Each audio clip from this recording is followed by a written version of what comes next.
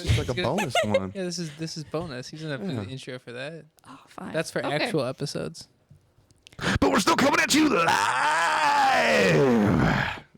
The squirt. Yay!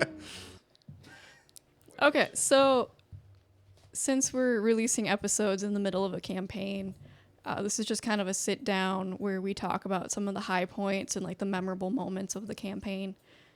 I think big ones we should touch on is the quest to get Kenny. Yeah, that was. I feel like the quest to get Kenny was something that you just kind of. I feel like when you first came up with Kenny, correct me if I'm wrong, but like you just thought it'd be a character or whatever, and it turned into like one of the major arcs. I mean, of our campaign. The entire Kenny campaign came about because I really wanted Kenny to be the Loch Ness Monster. Okay, I mean that's. I'm like, I need the you guys nicest to Loch Ness monster of all time. Yeah, I mean, you guys had to fight a mean Loch Ness monster, but I'm like, Kenny's ancestors should have been the Loch Ness monster, and then I made a campaign around that. But yeah, basically, you guys went to a cave and you ran into an aboleth that turned out to be super friendly and very lonely. Like he mind control. Was it Dan, like Crypto? Yeah. Right? He mind controlled him. But like to be his friend. Yeah, right. And that was the thing. I was at first we were like, oh my God, mind control. We were all stressed, but then we realized like, man, he just wants a homie. Yeah. We were able to like that. Also, I think Crypto also rolled like a crit fail. Yeah, and then we also I think realized like, yo, we can't fight this, so we need to find a different way. Yeah. Mm-hmm. Which was it worked out perfectly. I think it's canon. Gregor still wears the friendship bracelet that him. Yeah, and Kenny. you've mentioned that. I think not on the podcast, but preview. Post me joining pre-podcast. Yeah, Gregor wears he has matching friendship bracelet. Obviously, Kenny's is much bigger because he's fucking huge. Yeah, but that definitely turned into something that was a very like pivoting point in our campaign. I think that's when it became a campaign, not just a series of one shots. Yeah, I think that's a very accurate. 'Cause I think up until that point, that's what it was, a series of just these random ass one shots that, albeit were like really cool and fun. But that's when we actually started to see like, I think an actual story, because that's what brought us. That's what got us to the island of Albion. Mm-hmm. Like that's where we met like Ben the Brash. Like so much stuff spawned just from running into that cave. Yeah, at this point, it's just Kronk, Gregor, and Fargrim, right? Yeah. Originally, there were more of us. Okay. There were two more. There were three more. Three more. Remember Dave, Volker, and then KJ. Yep. Oh, KJ, correct. Where he was Andreas, and then Andreas got mummy sickness and was like. And then we blew our loads on spells and shit to save him from the mummy. And then he's like, I'm gonna retire. The next session, he's like, can I it was later that night. Yeah. He's like, hey, I really don't really want to play this anymore. He messaged me, and I'm like, I mean, you could have just died, but yeah, you could have just let it could have just gone out on your shield. Because we did like that was like the main focus. We ignored everything. Like we need to cure Andreas, and then literally it was the next session. And then the way he went out too is like he was just like. He left in the middle of the night, right? Where he just abandoned us. Yeah, no, that was someone else. He like talked to you guys and had a conversation. Like, I don't think this is for me. Did. I think it was his next character, like the wizard dude. Claxton. Yeah, Claxton just kind of vanished. Right. Claxton just went AWOL. Yeah. I just remember there was one character where it's like, yo, if we see that dude again, he abandoned us. Dude, so that was we're bad. Not bad. Sight. That was the little fucker. Oh, you know who I'm talking about. Carl. Yeah, Carl. Yeah. I can see the pain in your eyes, Amber. The PTSD. You finally remember. They remembered him. Carl. We spent the longest time telling Amber that if we ran into Carl again, we were gonna murder his ass. He abandoned the party. Carl was an NPC that they were constantly threatening to murder and kill. He was a dragon and, cultist. He was definitely. But he wasn't like he was like helping the party. He got like in over his head in this dragon cult. Yeah, he wasn't a bad guy. He was just a bad guy. He was definitely gonna get blood eagled though. Like he was. Yeah. They kept threatening that like every day. They're like interaction. Good night, Carl. I'm gonna murder you tonight, Carl. I'm gonna torture you, Carl. It never went that far. It got really close. It was Carl just didn't realize the situation is he thought he was an equal in the party. He was not. You guys very frequently were threatening Carl, so Carl was like, "Fuck this." Because Carl kept saying fucking up. Sounds like very the murder hobo-y. He was the equivalent of like you never a met Carl. poorly You treated would understand. squire. Okay. Yeah, but like treated squire. So how far after Kenny did you run into the Big Spice and It was quite a while. That was like the next main that was arc. actually not that long after. No, but like well, because the Big Spice was on the same island. Yeah. that? We had to basically relocate Kenny, and we ended up taking him to Albion, which was the island where the Big Spice was, and we had to put him in the lake there, his ancestral home. So we had to fight like this. It was a baby kraken. Yeah, this like kind of messed up kraken, and then face you this still other wear. creature that was with him that was like beholder-esque. Yeah. and the army of kobolds. Yeah, and they were all kobolds. serving the Big Spice. Yeah, they were Which all is servants. where Ack comes in. Yes. Yeah, because we killed that kraken and then like the mini beholder, but then there basically he was like, yeah, I'm just holding this lake for my boss, and we're like, It was like a crime chain. Like we basically took out like who we thought was a head boss. Yeah. But it was actually just like the guy who lieutenant. was in charge of like extorting the Chinese food restaurant. Gotcha. And Big Spice is like running the whole show. Yeah, that's sort of Axe whole mentality of the big guy in charge. You guys came in, killed the big guy in charge, and now you guys are the big guy in We're the charge. biggest, baddest bitches on that island. That's I know I'm more versed in kobold lore than skink, but in kobolds they generally just whoever kills the last big thing in charge becomes the next thing big thing in charge, and you just sort of follow the laws in that. Yeah, we took a little bit of liberties with like the whole kobold skink thing, because in Warhammer lore, like everyone's mega racist. Yeah, I mean it's kind of like I think I said it in the previous session where in D&D. Everybody's a little bit racist, but nobody really cares who you fuck. And I assumed Warhammer is probably the same. It's not. We've kind of, I think, taken some liberties with that in this campaign just to make it a little more RP friendly and a little more open. But like in the actual, if you read any of the actual novels, not at all. And everybody hates each other. And races really do not intermingle. Like humans will sometimes talk to dwarves, and that's pretty much it. Yeah. I've only read a little bit of Warhammer 40k stuff, so that's all. I have no idea about old 40k is stuff. actually even worse. Yeah, It is. It really is. Way worse. Yeah. Actually, yeah. significantly. I only saw humans interacting with humans there, and even then they didn't get along. It's a similar. I mean, there were the humans and the superhumans, and they also didn't really get along. Yeah, even then when they came across other humans, it was like, Well, the thing That is guy. though that even if like two races did like each other at one point, something happened to like make that them not. Yeah. Yeah. So like, It's like the the whole war premise. of vengeance with the dwarves and the elves. Whereas like in the beginning, they fought side by side. Yeah. And they were the empires were both good together. They used to trade with each other, and then shit just kind of fell apart. Yeah. It's kind of like Lord of the Rings if they couldn't set aside their differences. Yeah. Right. Yeah. No. Yeah, everybody just dug their heels in more. Yeah. Right. Right. And I'm definitely more versed in D&D lore than I am with So any, it's tough. any because kind of D&D Warhammer. definitely is like the rule set, and a lot of the creativity is intended for variety. Yeah. And the problem with Warhammer as a setting is it's not diverse. It is diverse, but it doesn't cohabitate well. Right. Yeah. There's no overlap. Yeah. Yeah. So you kind of gotta mix. The Yeah, two it's kind of had to Yeah. make shit work that normally wouldn't.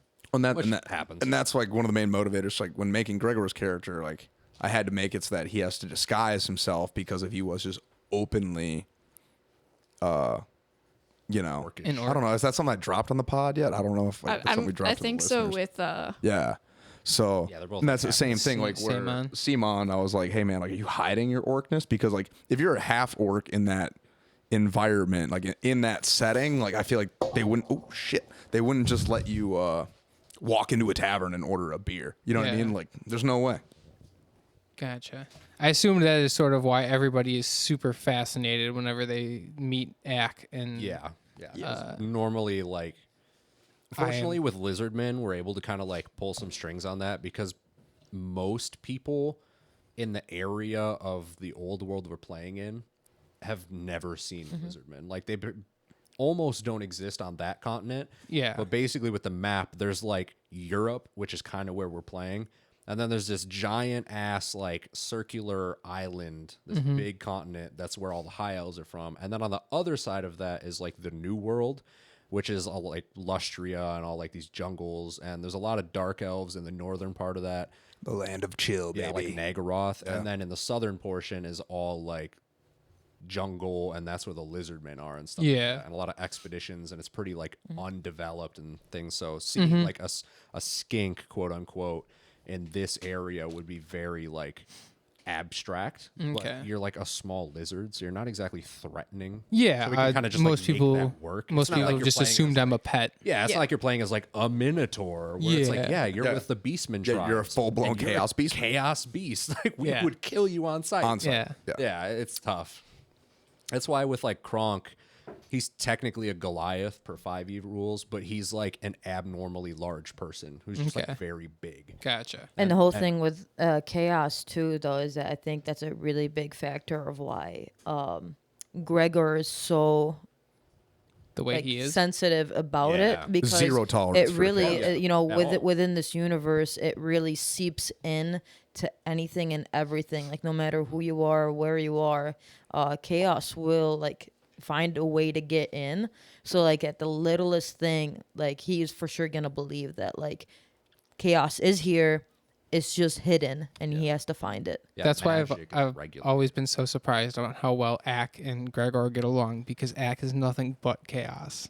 Different. It's a Not different. really, He's chaotic, right? But he is not representation of one of the four chaos gods. Yeah, like that evil. But the minute you start, anybody starts showing any sort of relation to one of the four it's on sight violence. That's why Kronk is so like so underhanded and like sneaky about the things that he does, and why he's so like the way he is. Yeah, is because like if people were to know that he like is a servant of a chaos god, like in this world, like you would be immediately hunted and killed.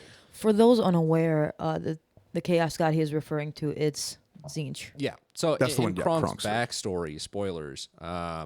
He basically was brought up in Matorka and taught magic, but Yzma was also like a chaotic witch essentially, and she becomes corrupted by chaos. And they all do. Through subtle teachings, Kronk, unbeknownst to him, was being like taught certain elements of chaotic magic that slowly kind of corrupted him as well.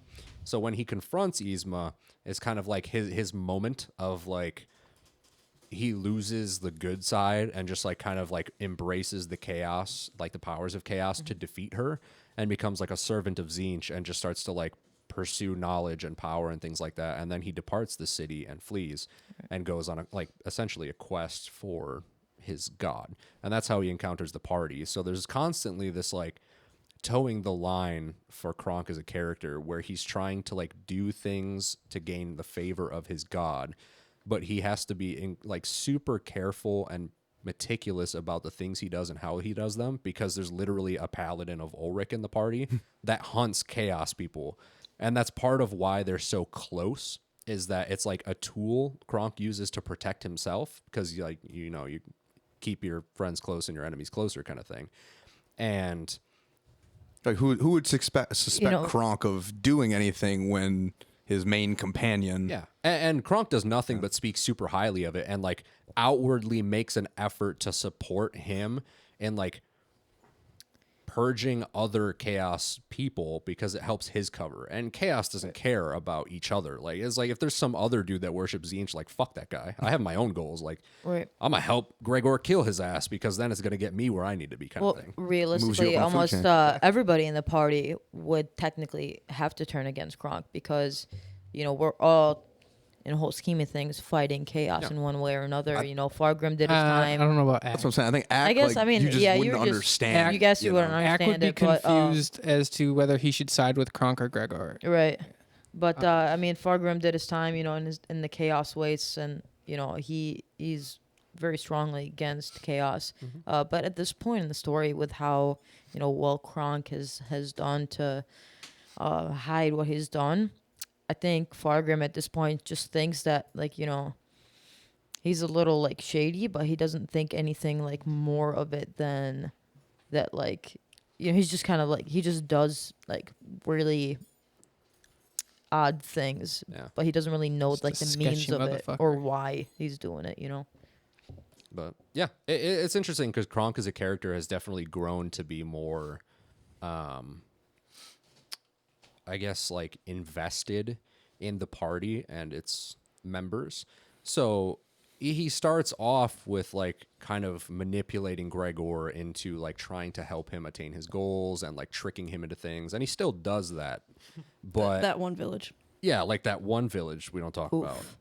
Which was do we- fun to But argue. wanna talk about it? I think we should. interestingly, we I think did we in the should. interview. That was a It was a fantastic perfect- session. Yeah, it was a perfect example of how like you want to play out playing like an evil character in a good campaign and good party. Yeah, no, you executed that arguably to perfection because even like, sure, me as like a Do player. we want to tell the people what's happening So as we all describe All right, let's start from the All right. beginning. Take it from the top. Recap. Take it from the top. So basically how it started was the session before we had done like a quest with Gregor where Ulrich came to him in a dream and we were supposed to go like save a village. So just to preface a little bit, only me and you, or Gregor and Kronk was there. This was during a time where Yeah, these were both, like, no one little else could buddy play. cop So we basically just me and like the two of us and Amber just sat down and did a couple like 2 side sessions basically. Yeah. So you got your vision. Yes. I'm gonna let you pick this up. All right, so my God came to me in a dream, basically said like this village is gonna die. You need to go save this village. So I was like, it was about like a 3-day ride or something from where we were. Yeah, it was a trek. It was a trek. So I tell Kronk like, hey man, I got this vision. Like we need to go. So we mount up. I didn't realize the clock was ticking as fast as it was, because like, do we push and take a level of exhaustion? We take a rest. I was like, you know what? Let's rest up, be fresh. That when we get to the village, any threat we encounter there, we're gonna be ready to fight. Well, by the time we got there, the entire village was sacked. Everybody was dead. There was like a mound of corpses in the middle of the town. There was demons. And there weren't demons in the village, but they were like demonic There were things. signs. there were there were sigils, and there was like one lone survivor who had lost his mind. And I think we found 2 kids. Yep. Yeah, you found kids. 2. Yeah, we found 2 kids. They're at my orphanage. Yeah, that's how the orphanage thing started. Yep. That's where it started. So we found the 2 kids, and then the survivor told us. I don't remember if it was a survivor or the kids who told us like where the demons came from. I wouldn't say it was the survivor. But so we basically tracked these demons to this cave, because I was like, hey man, like we need retribution. Like I can't, knowing the demons are still out there, like Gregor in good conscience, like cannot rest until they are completely expunged. So we go through, fought all these demons, got in pretty intense fight where we almost died. Yeah, we were fighting like a Master of cruelty, right? And almost died. Kronk could not pass a wisdom save to save his fucking life. Literally to save his life. So we were just constantly beating each other. Yeah, like it was a bad. really intense fight to where we even had to like teleport out I to had to rest and like come back. I finally passed it and you went down and I used Dimension Door to drag us down the hallway.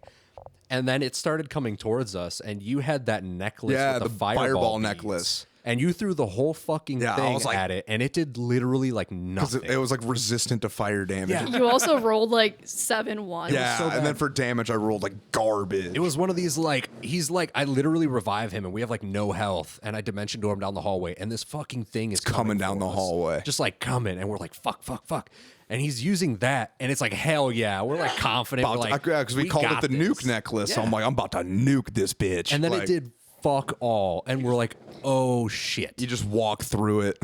It was bad, and we had to like leave, and we like waited outside, and We like, had to hid heal. and rested, and then we came back, and we managed to like Beat him in the defeat second it. round. Yeah. Bruh, didn't hear no bell. Yeah, we cleared out the cave, but that was an intense ass fight. And now that is one of 2 heads of. Yeah, it's hanging on Ezekiel's saddle. Yeah. Yeah, One is It X. was on Gregor's belt, but it Yes. started scaring kids. So he Yeah. Well, I think the second one didn't help either. Axe.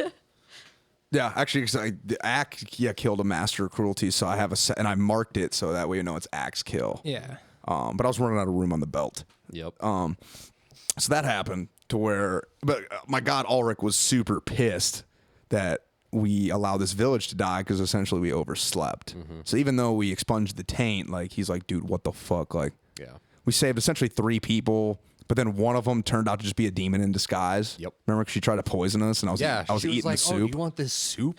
Dude, and I'm like, no, don't Gregor eat the can't be soup. poisoned, so I was like, fuck it, I'll eat the soup. Gregor was out here like, I'm immune to poison. I eat the soup. I'm just like, got your fucking ass. Gregor has eaten questionable soup a couple times I now, can't be actually. poisoned, so I'm just like, Because you also ate the goblin soup. I did eat goblin soup. Yeah. It was not good. You, Did you all say it was delicious? I was about to catch that there. Yeah. I caught it though. I caught it. So basically that was Gregor's holy quest. Yeah. It was basically his first major That he failure. failed. And we failed. So that the blood of that village is on my hands. Yep. So then, That's Dead Village number one. piggybacking off And then of that, Kronk was We had the Kronk basically like edition. tagging along because him and Gregor are like buddies, like we're friends. And I mean, whatever. I don't care about this. Like, it's a different demon, like, you know, less competition on this fucking island. I'll help out. It helps establish our relationship and whatnot more. So we go along and we do the thing. But then basically what happens is Kronk gets a vision from his god, which is Tzeentch, who, for people who may not know, is the chaos god of like change and magic and like basically like deception and trickery and all this shit, which is befitting of Kronk's character.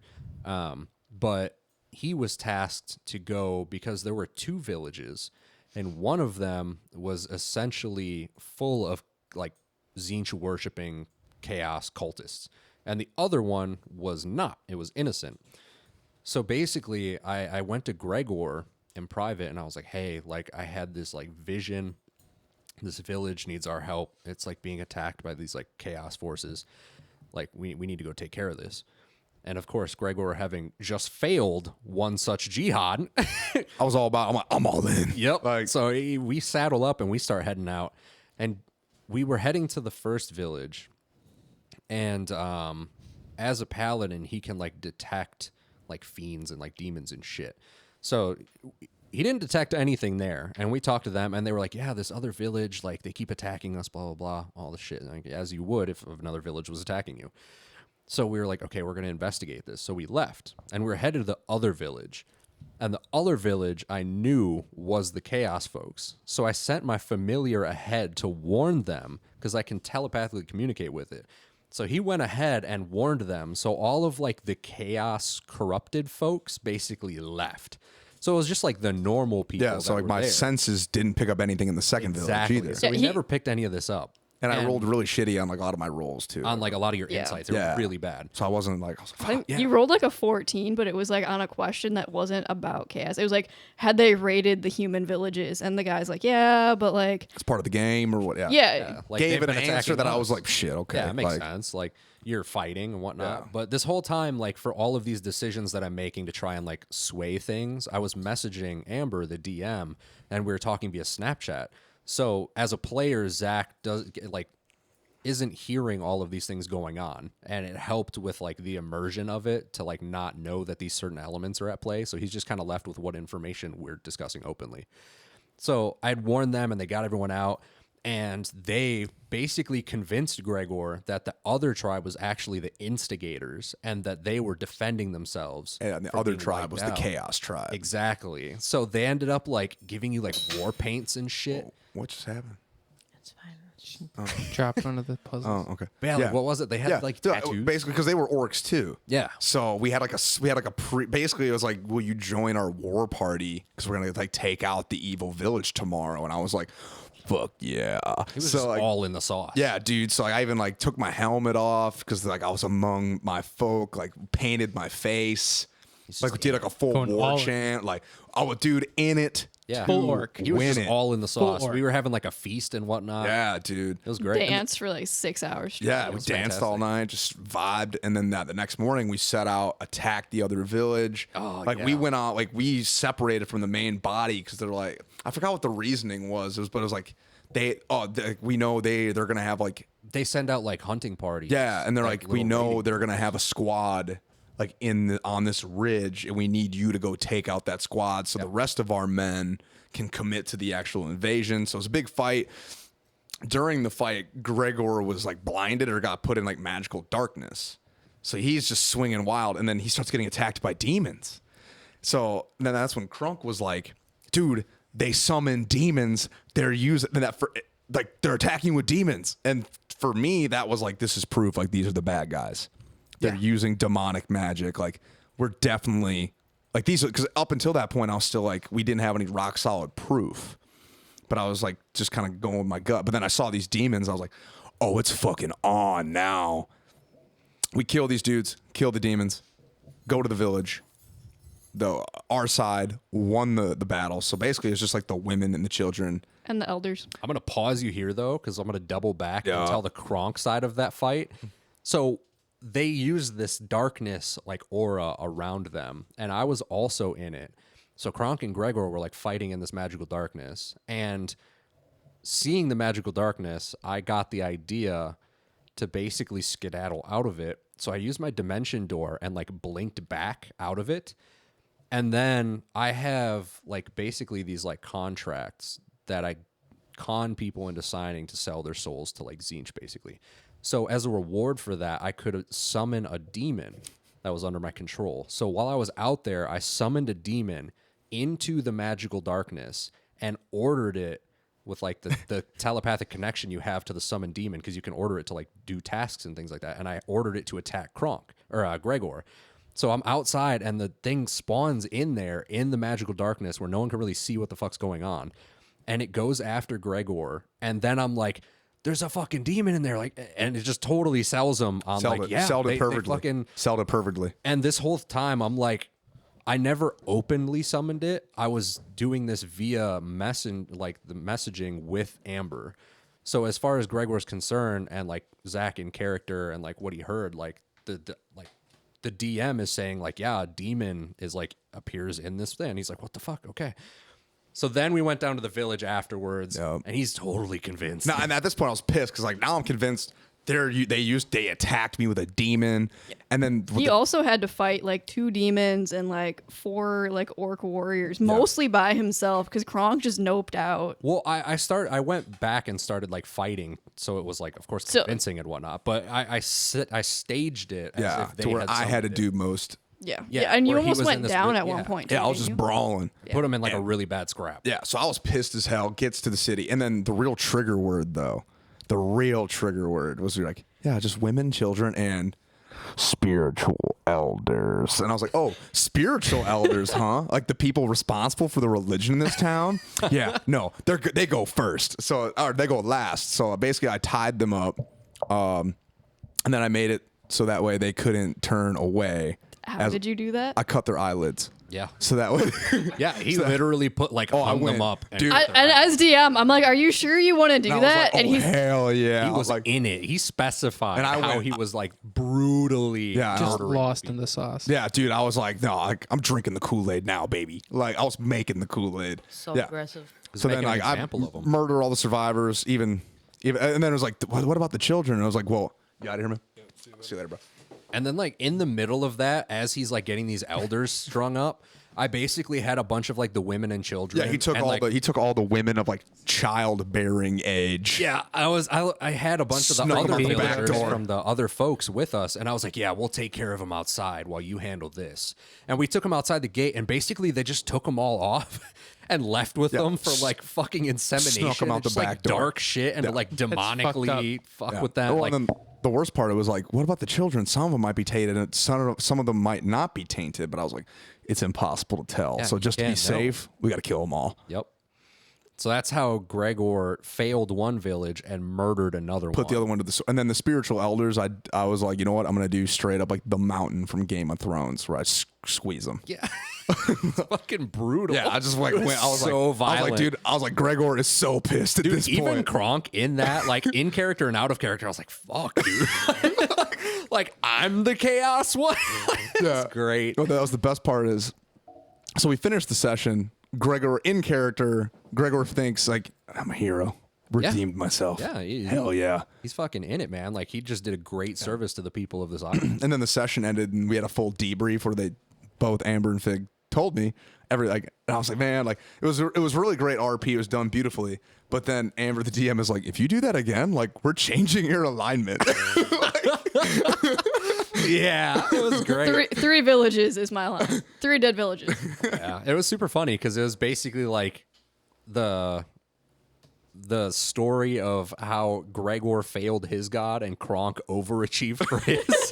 So the next time that we were interacting with our respective gods, Kronk talking to Tzeentch was like the favorite child. Like, hey man, like what do you need? Like, how can I help out? Blah, blah, blah.